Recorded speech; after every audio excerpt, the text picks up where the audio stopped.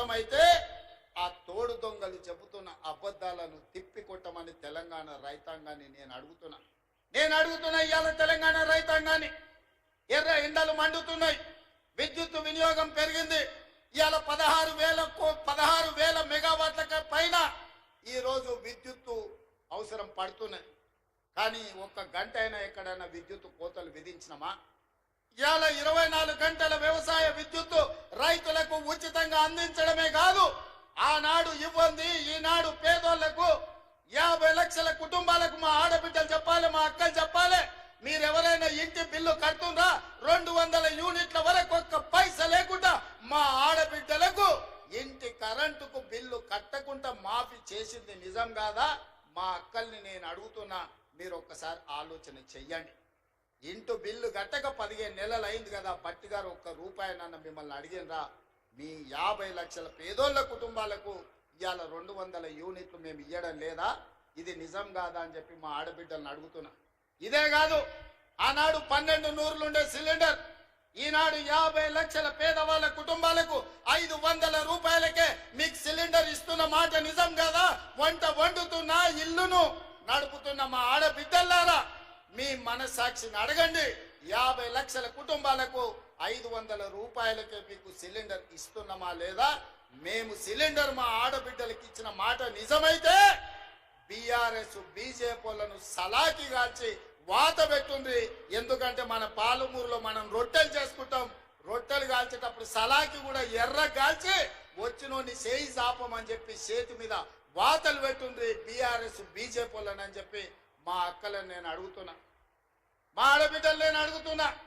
ఇవాళ అక్క ఆనాడు అమ్మగారింటికి పోవాలన్నా ఆలయానికి పోయి అమ్మవారిని దర్శించుకోవాలన్నా ఇంటి ఆయన బస్సు కిరాయిస్తే పోయినట్టు, లేకపోతే లేనట్టు. నేను అడుగుతున్నా మా అక్కల్ని, అమ్మ ఇంటి ఆయన పనికి పోతే మీరు బస్సు ఎక్కి అమ్మగారింటికి పోతే ఒక్క పైసాన్ని అడుగుతుర్రా ఎవరైనా?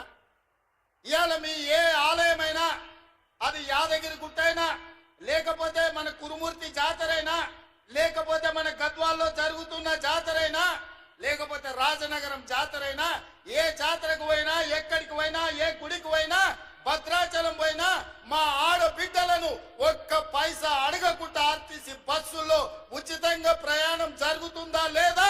ఉచిత బస్సు ప్రయాణం చేసిన మా ఆడబిడ్డలు ఇక్కడ ఉంటే మీరందరూ చెయ్యొత్తి ఒక్క పైసా లేకుండా మేము బస్సులో ప్రయాణం చేసినామని మీరు ఆ బీఆర్ఎస్ బీజేపీలకు గుణపాఠం చెప్పండి.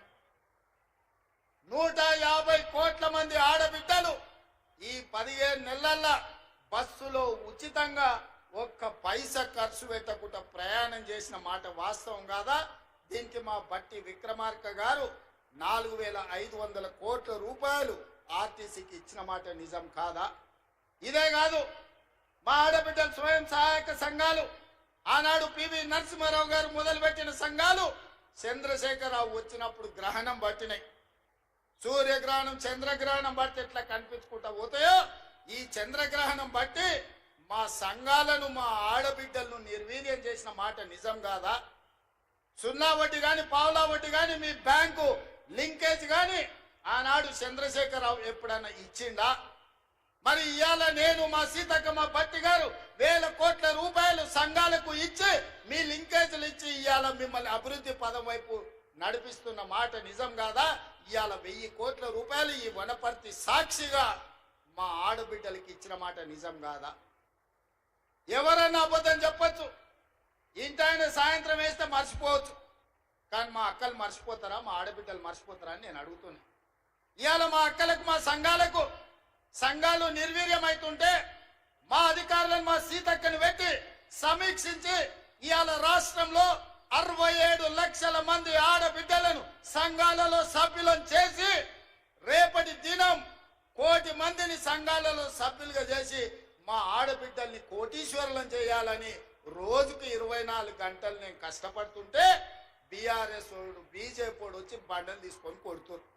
మా ఆడబిడ్డలు నిలదొక్కుంటే ఆడబిడ్డలు ఆశీర్వదిస్తే రాబోయే 15-20 ఏళ్ళు రేవంత్ రెడ్డి ముఖ్యమంత్రిగా కాంగ్రెస్ పార్టీ అధికారంలో ఉంటే మా బతుకు బస్ స్టాండ్ అవుతుంది, వనపర్తి బస్ స్టాండ్ లో బిచ్చం ఎత్తుకొని బతకాల్సి వస్తుందని బీఆర్ఎస్ వాళ్ళు బీజేపీ వాళ్ళు అబద్ధాలు చెప్తారు.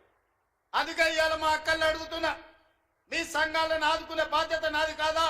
మీ సంఘాలకు హైదరాబాదు హైటెక్ సిటీ పక్కన పెద్ద పెద్ద ఐటీ కంపెనీలు ఉన్న దగ్గర, 100 కోట్ల ఎకరాలు ఉన్న దగ్గర, 100 కోట్ల విలువైన భూమి 3.5 ఎకరాలు మీ సంఘాలకు హైటెక్ సిటీ శిల్పారామం పక్కన 150 షాప్స్ పెట్టుకొని మీ ఉత్పత్తులను ప్రపంచానికి అమ్ముకునే విధంగా బిల్ గేట్స్, బిల్ క్లింటన్ ఎవరు వచ్చినా మీ సంఘాల నైపుణ్యం చూసే విధంగా శిల్పారామం పక్కన మీకు 3.5 ఎకరాలు నేను ఇయ్యలేదా? నిజం కాదా? మా ఆడబిడ్డలు నేను అడుగుతున్నా. ఎన్నడైనా మీరు ఊహించరా?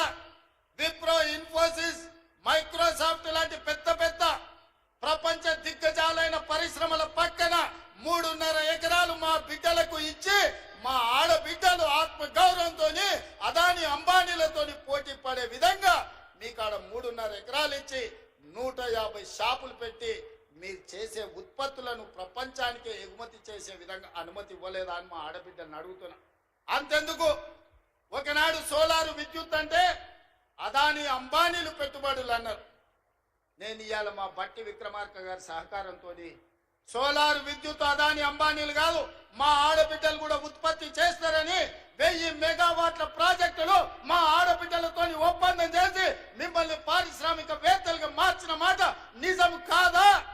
ఒకవేళ నిజం అయితే బీఆర్ఎస్, బీజేపీలకు బుద్ధి చెప్పండి అని నేను అడుగుతున్నా. అంతెందుకు, ఆర్టీసీ బస్సులు పెద్ద పెద్ద కంపెనీలు కిరాయికి పెట్టుకునేది. కానీ ఇవాళ ఈ ఆర్టీసీ బస్సులు 1000 బస్సులు మా ఆడబిడ్డలు కొని ఆర్టీసీకి కిరాయికి పెట్టి 1000 బస్సుల యజమానులను మా ఆడబిడ్డల్ని చేసిన మాట నిజం కాదా? ఇవాళ 1000 బస్సుల యజమానులుగా మారిన మీరు పెట్టిన బస్సుల్లో, మీరు కొన్న బస్సుల్లో మీ ఆడబిడ్డలు, మీ పిల్లలు చదువుకోవడానికి ఉచితంగా వెళ్తుంటే ఇవాళ మీకు గౌరవం పెరిగిందా, తగ్గిందా? ఆనాడు కేసీఆర్ ఉన్నప్పుడు ఇంటాయన మందు దాగొచ్చి కొడుతున్నప్పుడు ఎట్లుండే, ఇవాళ మీ సోదరుడు రేవంత్ రెడ్డి వచ్చిన తర్వాత మీ వ్యాపారాలు పెరిగిన తర్వాత మీ గౌరవం పెరిగిందా లేదా? ఒక్కసారి ఆలోచన చేయండి అని మా అక్కల్ని అడుగుతున్నా.